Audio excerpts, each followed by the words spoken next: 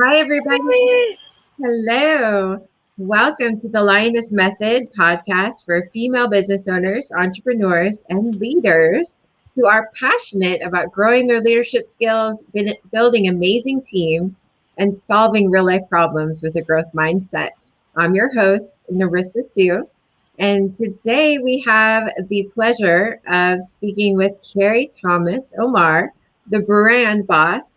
And Carrie is a former corporate rebel turned entrepreneur. She's a branding extraordinaire. And Carrie's mission is to help entrepreneurs build premium brands to increase their visibility, credibility, and profitability in the business market. Carrie believes that there are so many good people with amazing messages and missions that can be really impactful to others, but they lack visibility. They are heart centered entrepreneurs and they do not get loud about what they do, and their branding is not at the level of positioning themselves as the expert. She uses her proprietary and research backed system to help entrepreneurs build these premium brands to grow profits in their businesses. Clients of hers regularly sell high ticket offers, and they are seen as the go to experts. Most importantly, her clients finally feel that they have a brand that they can truly identify. They wake up every day energized, excited, and motivated to share their messages and their missions with their audience. So, welcome, Carrie. Thank you so much for having me. Oh my gosh, I'm honored. I'm so honored that you thought of me. No, we have been working together for a while now, and you have helped me so much. I was like, I would love to have Carrie on the show to share with all of the wonderful entrepreneurs that are listening about your branding wisdom. So I'm super excited to dig in today. Yeah, no, I'm excited. This is gonna be fun. Amazing. Well, yeah. So let's just get started. We'll jump right in. So Okay. tell us a little bit about who you serve and how you serve them.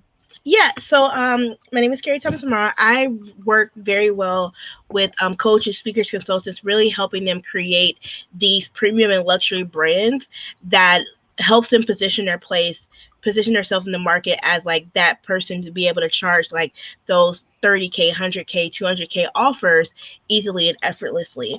And how we build a brand to actually put them in a place to where they have a brand that actually makes massive impact, and it also where they can make the money they want to make, and then also be able to have that time freedom that they desire, because I know that a lot of our clients have families and they're married and things like that, and having time with their family is really important to them. So for them to be able to serve deeply and be able to spend time with their family is super important. So that's what we help them create. Amazing. Yes, and I've seen so many of your clients and they all have beautiful branding. And I've also been to many of your trainings. Yeah, I love the brand archetype training that you did. And then you also did a Reels training that I attended. So so many great tools for entrepreneurs. So Thank I you. know I know that the our listeners are probably curious as to how you got into the business of. I know in your bio it said that you came from corporate, but what challenges did you need to overcome to start your business? Yeah, so I started my I knew I always so around 2019 is when we started our business, actually July of 2019. But before then, around December 2018, I started having a feeling that I wanted to start a business, but I thought it was going to be in the restaurant industry because that's where I came from, that's where I hung out in and things like that. So I saw myself doing consulting or franchisee, being like a franchisee consultant or a partner, things like kind of going through that process. But the more I thought about it, I was kind of like teetering. And my father passed away of March of 2019. And I remember at my dad's funeral, there were so many people that kept coming, telling him about like, telling me and my brother and my mom about like these moments that they had with my dad and how those moments created like this trajectory for them in their life. And I was like, if I could help people create these moments for other people, I could literally be a change agent to create massive change in the world.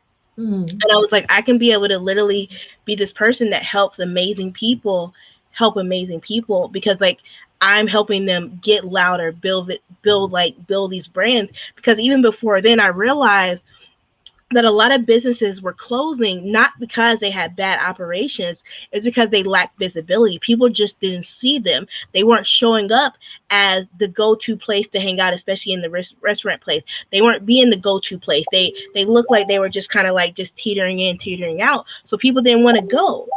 But what we were seeing is like, how can we, like, how can I help people? So I, like, my first job that I had in the restaurant industry was all like, you could see us one way, but then you couldn't see us the other way.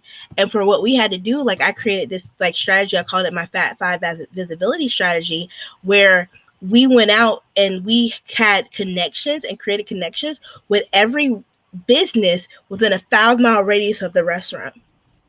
And literally what we did is like, we gave out, because it was a pizza and wing place.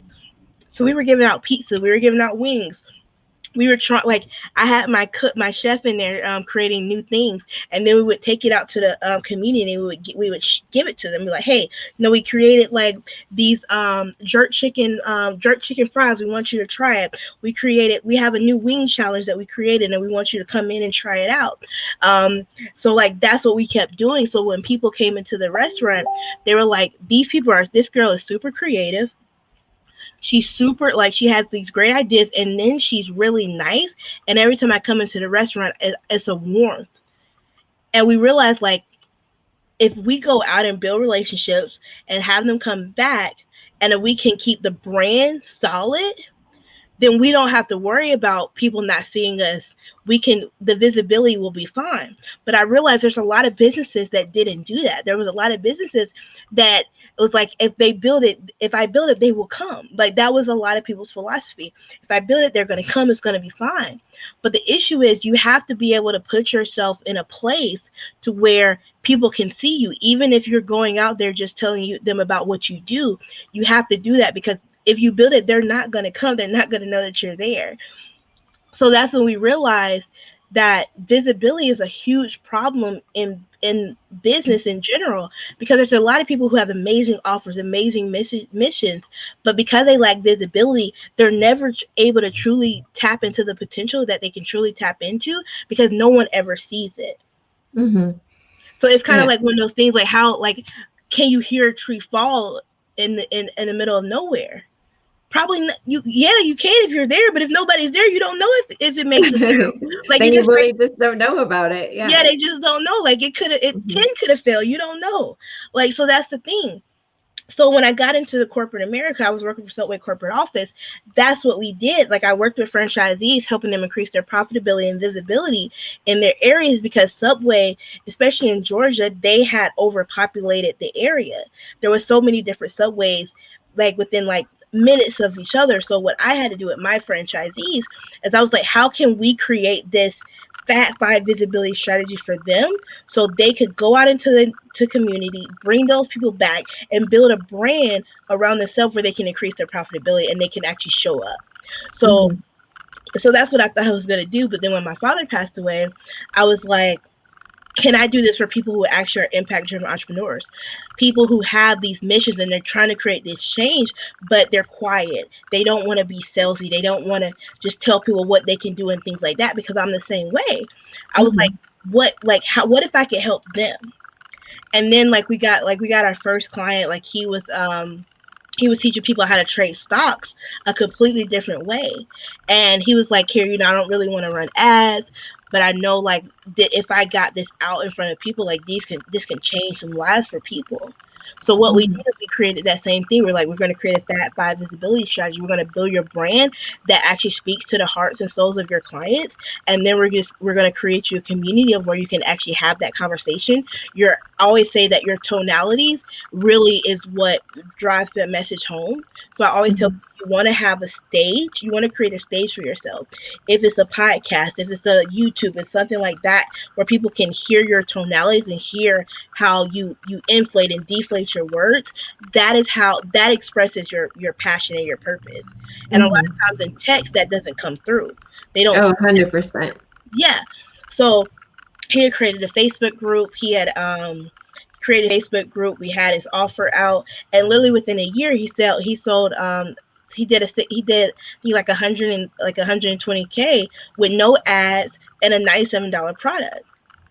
all by creating the stage, having him stand up and be vocal, and also building a brand that evokes the emotions of his clients. Mm-hmm. No, I love that. And I love that your brand is a heart-centered brand, because a lot of the entrepreneurs that I've had the pleasure of speaking with so far in the show, they all have this just unbridled passion for what they do. And I can hear that coming through in your voice so much, and just how you're explaining what you do with entrepreneurs. And so, and just the story about your dad, for sure, because at the end of the day, even the woman that's listening right now to us is building her brand because she wants to share her heart, wants to share her voice and really get it out there. So I think all the points that you're saying about getting out there, getting visible, and so what are your advice? What's your advice about getting visible and imposter syndrome? Because I feel like that's been coming up a lot lately with some of the clients that I've been talking to. Yeah, the biggest thing about getting visible is that you want to do it authentically to you. And Mm-hmm. that's the thing that I had to learn very early on. And I still learn it. So one of the things that I've been getting really like diving into is the human design. So you have your Oh, manifest. I love human design. Now you're speaking my language. Yes. Yeah. So you have your manifestors, you have your manifest generators. And then me, I'm a projector. Oh, me too. Hey, girl. High Hey. Yeah, so five. I'm a projector, and because I'm a projector, it always felt really, and I didn't even know this, like I didn't even know I was a projector, but I felt this weirdness. Like I always felt weird when people were like, Carrie, just go out there and talk about what you do and like sell your offers and push your offers out there. And I was like, that doesn't seem natural to me. It doesn't seem comfortable. Like I want that's not me. Like I'm a person that like I like to talk about how we help people and think I like to have We like to talk about other people. we're asked Yes, for invitation people. exactly. Yeah. So I'm a 1-3. What are you? You know what? I haven't looked at my chart. I'm gonna have to look it up, but I will send it to you. Yeah, because I'm a 1-3. I'm like diving in, like I'm like diving head first. I'm like, give me all the things. No, one of my girlfriends, Rebecca, is actually a human design person, and she can actually do full-on readings, which are amazing. So I sat with her, and she explained like over an hour the whole process of it. So I have all this information. But it's really interesting when you dive into our human design and then how we work best together, right? It really helps us identify a lot about building teams and things like that. Um, so that's great. I love that. And I know that you've been building a team over there too, because you've been growing like crazy even since I met you, maybe sometime last year. Yeah. So how have you been growing your team? How have you been going about that? Yeah. So the thing is, like, I take a lot of tests, guys.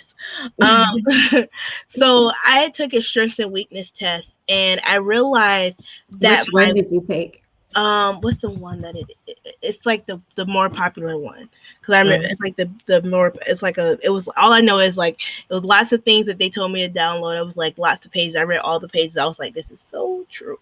Was it the Colby test? Yes. Oh, yay. Okay. Okay. Yeah. That's an amazing test too. Yeah. So it was really good. Like it was. So I took the test, and like at the very bottom, my lowest of the low was consistency. You're like, oh man, my Achilles heel is an entrepreneur. Consistency. So that was like my lowest of the low. And then I was like, okay, this isn't going to work with me owning an agency. Mm-hmm. If consistency is like the bane of my existence and it just causes me all types of stress to be consistent, I have to hire people who enjoy that. So then I literally hired somebody like a month into like the business because I was like, this is just not going to work for me. Like I need somebody like keep the ball rolling if I fall off. So that's what I did. Like I literally just kept the ball rolling. And then how we built our team is I've always been really big on building your team deeply. So I never wanted to just hire people, just be like, oh, we need another copywriter, or we need this. I always said like, Jean was the first person I hired. I was like, okay, Jean, tell me all the stuff that you're doing and what's the one thing that you don't want to do anymore. And she'd be like, Kara, I don't want to do this. Oh, like, okay, we need to find somebody who can do that. And then from there, she would be working and we'd be like, okay, what's the one thing that you don't want to do anymore? And she would be like, I don't want to do this and this. I was like, we'll hire 2 people for that. Boom. And really, that's how we did it. So it's like, everybody kind of knows how to do everything, which is great, because when somebody has to leave or somebody gets sick, it's never like it's not a huge shakeup, because people understand, like, okay, I can fill in because I've been there before, or I can do that before, things like that, especially the people who started with us from the beginning. But that's how we built it. We built our team deeply, and we built it to always be a support for the team, not just extra people just like to be there, because I never wanted just to have extra people. I love that. No, I actually was a corporate recruiter for over 15 years in the advertising and creative industry. And that's one of the things that we look for when I hired talent. I was always looking for people that had what we called multi-pronged skill set, which means that they're totally able to do more than one role, and they're curious about how everything works. Because and what you're describing is 100% true. I think for any size of business, is you have to find people that are curious about the business and willing to dig in deep, which they're going to be team players, like filling in the gaps, right? Because that's really how they win. Exactly. So like we have a team of like 14. Oh wow, awesome. And so we have a team of 14. I have an operations manager. She does a lot of like the day-to-day stuff with the team, which takes a lot of pressure off of me. So it's like I don't have to ask those like answer those small questions and things like that. And then we have somebody that kind of, I kind of say it's like my operations managers, they're kind of like half and half. So we have one that's more split towards the team, and the other one that's really split towards the clients and making sure the clients have all the things that they need. And that's able to help me kind of stay in my zone of genius, which is strategy and like doing the fun and diving into people's business and diving out, because I like the consistency. I kind of like to bounce around and do things like that, so it works perfectly. And I feel like even as a projector, I'm a person that I like being able to give advice, tell you what you need to do, and then walk away. I love that. She's like, Mike, drop the mic. I am done. Yeah. But I didn't realize that until like recently when I did the human design. And I think that's why the human design, I think, is really important to understand about people and your clients. Like I would say, like, try to understand your client's human design, because you're able to then be able to support them the most effective way that you can. You know what I love about you is your willingness to learn about yourself, because I think that's what really builds a successful entrepreneur is women, or just people in general, that are willing to take a deep dive into how they work, right? Because the more you know about yourself and your leadership styles, where your strengths and weaknesses are as an entrepreneur, the quicker you can adapt to every situation. And just like you're describing, you call in the help where you need it. You know, you pull in partners that sometimes are just as good, if not better, hopefully better than you are, to work in the areas and really collaborate, right? Yeah, because I think the first thing that I took off my plate is because, like, we're in the branding space, but I knew that I really wanted to be more strategic. Like, because like having a strategic brand and also having a creative brand, sometimes like together is very overwhelming. So I like to be able to shut one off and then work on one, and then shut the other one off and work on one. But when I was doing a lot of design work, I couldn't do both. I was able to, like, I couldn't do both great. But now, because it's like when I get into the design space, it's because I choose to go there. It's not where I'm like, oh man, we got all this client work, I have to like do all these designs. I'm like, oh no, the team, like, they can do the designs if they want me to jump in, or like they might do something. I'm like, you know what, I think this can look another way. I can go in, I can tweak it, but it's the choice that I make to do it, and it's not a necessity for me to do. And I can say in my zone of genius, which I'm feeling like is more of like processes and like strategic thinking about how to help our clients move their brand forward. I love that. I love that book too. I think I've been talking about that book a lot, The Big Leap, just because it should be the foundation of every entrepreneur's business. I think just understanding, how, what our areas of excellence is, and then our zone of genius. right? Mm-hmm. And then how we get there over and over again, because once you get to a level of genius, you're going to start growing again. It's going to become excellence, and then you're going to want to move forward again, right? Yeah, so it's like right now, so like I've always like I feel like I've hit the mastery of like create like of being a brand strategist. Like I feel like I feel like I'm an expert there.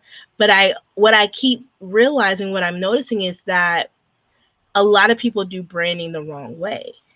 They do branding Well, based. tell us all about the pitfalls of branding. I hope everybody's got their notebook and pens out right now. Yeah, so it's like a lot of people build brands based off of visuals, colors. Oh, I want it like these are the colors that I'm thinking about. I'm thinking a logo like this, because that's normally what happens. Though, like I'll hear people like our clients don't do it because like I've learned to cut that bit very early on. But I'll hear other branders and they're like, "Oh yeah, my client just sent me a logo that she wants me to make." And I'm like, did y'all go through any strategy stuff? And they're like, oh no, we're just doing the visual piece or we're just doing the visual piece for them. And I'm like, how are you doing the visual piece for somebody without understanding what the brand is supposed to embody or evoke or emotion they're trying to invoke? So the flag that I'm planting in the ground, and I'll tell you guys first, is I'm going to be my new mission and message is I'm going to be reframing the way people look at branding. I'm going to be shifting that paradigm and changing the landscape of what the branding community sees when entrepreneurs and business people come and say, "Hey, I need to do my branding." I want them to start with, "Hey, I want to do my branding because I want to understand the heart of my brand first. I want to figure out who is my customer innately, like what psychological drivers, emotions that are actually like they're feeling, like what's the last thing they think about. Like I want them to have those conversations first. I want them to create I want them to be able to identify their brand archetype and figure out like how are they going to articulate their differentiating factors to their customer. Then I want them to say, okay, what is my brand voice? What are my rational irrational attributes that's going to actually position me as that go-to person? And how are they going to actually articulate this to their spouses or to their wives or to their friends about why they want my service? And then I want to build a brand visually that speaks that message as well. So I love that. that's my mission. I love that. That's amazing. Get so excited because I'm like, that sounds exactly like the logical process of how a brand should be built. We got to start with the heart, right? We start It's from logical, but that's the thing that always blows my mind. It's so logical, but sadly nobody does it that way. Or they'll say, I'm going to build my brand around me. Yeah. Like, so I'm going to build my brand about what I want and who I like and my things. Or they get very surface level with like understanding their customer. A lot of times when we do our VIP days with our clients, like we'll ask them, like, tell me a little bit about your audience that you're serving. And they'll be like, oh, they're 35, like they've been in corporate America for a long time. They're deciding to move to like trying to make a pivot and they want to do this, and they're a $500 million company. Like they say all this stuff, and I'm like, okay, but who are they? And they're like, I don't know. I don't know who they are. Like, what do you mean, Carrie? I'm like, who are they as a person? Like, who are they? Like, not what they do. Who are they? Like, and then it's the question of, oh, well, she's a single mom. She's been dating for 2 years, but she hasn't been able to find like a spouse because like everybody she's dating doesn't want to be an instant parent. Like that's the conversation that you have to understand about your client first to be able to build a brand that actually speaks to them. I love that. That's amazing advice. Well, I would also love to ask you, I know that we're talking a little bit about Zone of Genius, right? So when did you know that you finally shattered your most recent glass ceiling? What was that for you? Shattered my most recent glass ceiling. I think for me, so I just like enrolled in a really high-end coaching program. And the reason why I enrolled in it is because I felt like I wasn't, even though I love my clients, I always felt like it was always the same conversations. And because consistency is not my thing, guys, when I'm always having the same conversation, it starts seeming like very like mundane to me. And I always knew that I could do more, but I didn't know what direction that it took for me to take. So I felt like I hit like I was like, I could be very fine here, and I love my clients. My clients are so amazing, and like they're awesome. Like my clients are amazing. Like I'm so lucky to have the clients that I have. Like they are like God's gift. They're great. So I was like, I can be great here, and like that would be fine. And I could serve my clients at a high level. We could do all the things. Or I could level up and be able to be on a different mission of redefining the way people look at branding world over and actually make a huger impact. Mm-hmm. So that was kind of like the glass ceiling that I had to kind of, but it took me to have to like, so back to human design. She's I'm like, bring open it back. in my, I'm open like in my head and my mouth. Mm-hmm. So because I'm open there, a lot of times I have to make decisions at a calm place. Not, I didn't know this, but I noticed when I make stuff like too excited, like it's like, oh, I'm gonna do all these, it's gonna be so amazing. Oh, and I'm sure a lot of people can relate with that. yeah, and then like what happens is like it won't be great. Like it won't be great. It won't be good. Like it'll just be like, yeah. So I knew that I had to make a shift. Like I knew that when I decided to say yes to this coaching program, like I slept on it. I slept on it and I visualized like what could life be like if I actually like walked through the door of like what I always thought was possible when I was little. I love that so much.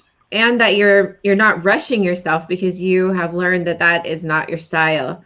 Yeah. And yeah, so I want the woman listening right now to give herself permission to explore, like take the Colby test, figure out what your human design pattern is, and then start learning what your preferences are, and then be really true to that, because that's what I hear you saying over and over again in different ways that has helped you be successful. So I love all that feedback.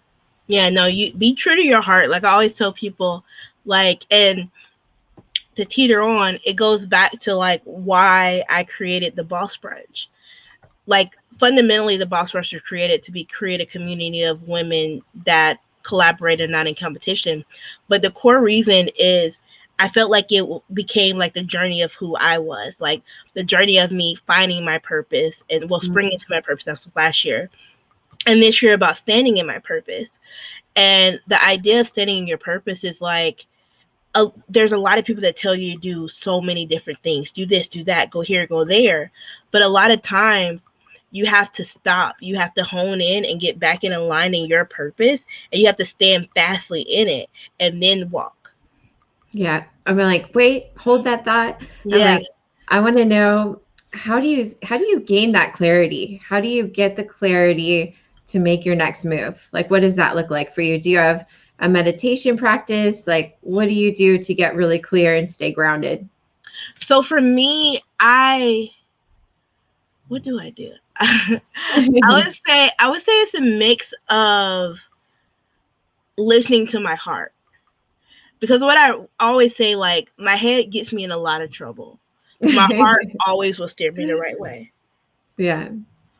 So if I feel like, even there's times where like there's decisions that I've made and I made it with my heart and people were super against it. And even there's situations that might not have went according to plan, but because I know that my heart guided me through that, I knew that every situation, even though it didn't go as planned, it prepared me for something else that went perfectly. So for me, that's always like my thing is like, there's so many situations in my life that I was like, man, Lord, why did you tell me to go down this path? And then Sometimes like, it does not make sense, does it? yeah, and then I'll be like, but the thing is, because like I'm very like, I feel like sometimes I'm very stubborn, and I can get very, sometimes like if I'm really great at something, and it like, it's kind of what I said, like if I'm really great at something, like I can do it forever, like because I'm good at it. And I feel like for me, because sometimes I feel like God, and like if you're spiritual, like God has to kind of push me out of something, but he has to kind of push me harder, because he's like, okay, you're not going to listen. Like he's like, I told you earlier. It's that stubbornness. He's like, I told you earlier. So it's like he'll push me into something, and he'll be like, here you go. This is because you didn't listen. He said, but then he'll be like, so I want you to take this lesson and be prepared, because I have something else coming up for you. And like there was a time that I was in a partnership, and it didn't go well. And I was really sad that it didn't go well. And I was like, and like we lost quite a bit of money from it. I was like a little hurt about it. But the thing is, through that situation, I had another partnership that came about 3 months later. And because I had been through that, I knew the questions I needed to ask. I knew how to prepare myself for it. And I knew what kind of partnership I wanted and what kind of partnership I didn't.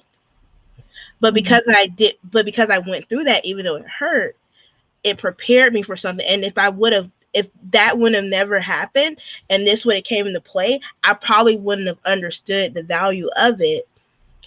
And I wouldn't have stood up for I wouldn't have said, hey, this is kind of what I'm thinking here. How do you feel about this? How does this look to you? I'm on a call. Those ribs, baked beans, and French fries were so good. I'm sorry that you missed out. Okay. That's fine. Sounds like somebody had a really good lunch today. French fries were plant-based. Okay, that's fine. Bye. Bye. And that's how it is being working from home, everybody. That is a homeschooling auntie for you right there. Yes. It's amazing having our children at home. And, we roll with it every single day. It's an adventure. My niece, I homeschool her. And because I homeschool her, she's always very conscious of like my eating habits. And she knows that I'm trying to do more plant-based eating. So she's, I guess, mocking me because she had something that wasn't plant-based. She let me know that was great. That is so funny. The kids have a way of keeping us on track, that's for sure. Oh my goodness.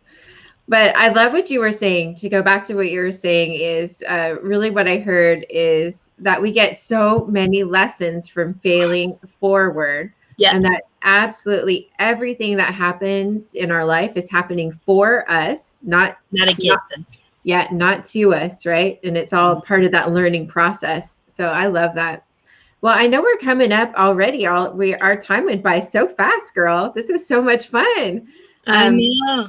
But I want to ask you one last question, which is, what's your best advice for the woman who might be feeling frustrated right now with her business? She feels like she's ready to move forward to the next level of her life and business. And what would you say would be some tips for her to make the move?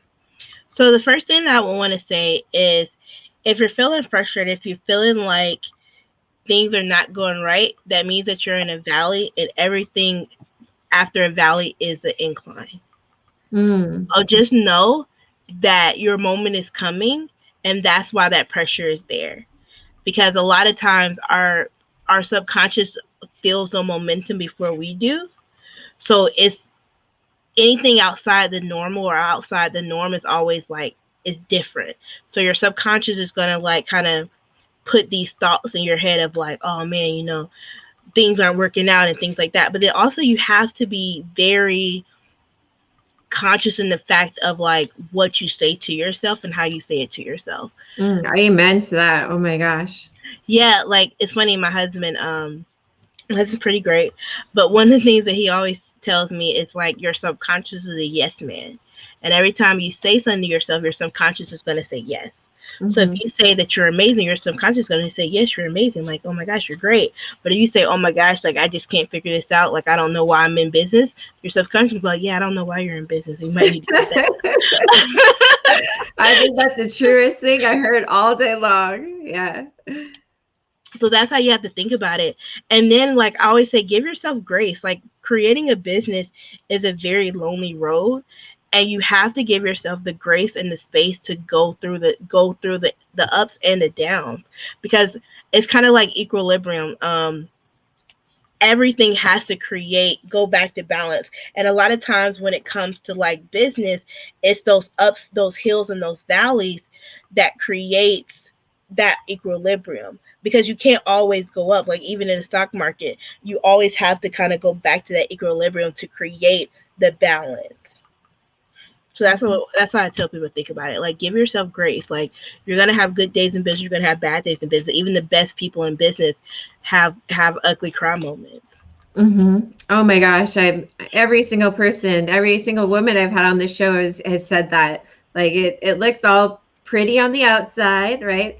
But behind the scenes, real life is happening, and that's part of the journey, right? Is the grit and how we handle all the things that happen on the back end with grace and strength, for sure. Exactly. Yeah. Amazing. Well, good. Well, do we have time for one more question? Of course. All right. Amazing. Well, since you were bringing up challenges and just kind of talking about that journey, what's the biggest challenge that you have right now with your business, as far as if it were solved, it would bring you more time, money, or freedom? And what's the most important thing to you right now? I think luckily it's a twofer, but it's all in one. I feel like for me it's because like I'm very lucky and grateful that we're scaling very quickly, but in the mix of scaling, that means that you have to like extend yourself and your space. So the one thing that for me is like I really am looking for like a mini Carrie in the works, because I need somebody to kind of help me with like more of the strategy pieces sometimes, because like even though my team does amazing stuff, the strategy stuff sometimes takes a long time to learn and understand, especially the way that we do it. So like for me, that's kind of like my biggest challenge. And I would say, yeah, that's what I need. I need a mini Carrie. And the biggest challenge is because we're scaling. Scaling is always scary. Growth is always scary. And like the pressures always come into play because you're bringing in new clients and you want to always create that smooth feeling. Yeah, and hiring the right people is definitely the lifeblood of any good business. Yeah, so true. Amazing. Well, thank you for that. And I know, again, we're coming up on time. So I want to thank you so much for being on the show today. And how can the listeners reach you? Yeah, so you can reach me at brandingwithcarrie.com. I mean, Branding with Carrie on Instagram. You can connect with me at Solasta, Connect with Solasta. And right now we're really pushing the Boss Brunch, which I'm really super excited about today, because it's literally kind of exactly what we talked about here, is being able to kind of hone you back in. So we have 16 amazing speakers, and literally what all of us are going to be talking about, I'll be talking about the building of a 7-figure brand and how I had to double down on that, and how my client had to double down on building her 7-figure brand. And then I'm also going to be talking about the reframing of a brand, and like how people changing that. So we have that coming up. That's going to be June 10th and 11th, and I'm super excited about that. So if you're interested, please just go visit us at bossbrunch.live to register. But yeah, so that's the stuff that we have going on. I'm super excited though, because the Boss Brunch is powerful. Like it literally is pretty much all this that we talked about. Is like honing back in, getting back into alignment, and then walking forward in your next step of your purpose. Amazing. I love all of that. And thank you so much for being on the show today. And if you're listening all the way through to the end, then I want to thank you, lady. Thank you for spending some time with us today. and for making this investment in yourself to learn not only about branding, but really what it means to have a heart-centered business and get into alignment with your purpose. And check Carrie out. And you're always welcome to give me a call as well. I'm a master integrated breakthrough coach, and I help people every day get into alignment with their purpose, their vision, and break through their glass ceilings to their next level of genius. And you can contact me at www.callwithriss.com. And that's CALL with riss, RISS.com. All right, guys, until next time, thank you and stay light. Bye. Bye, guys.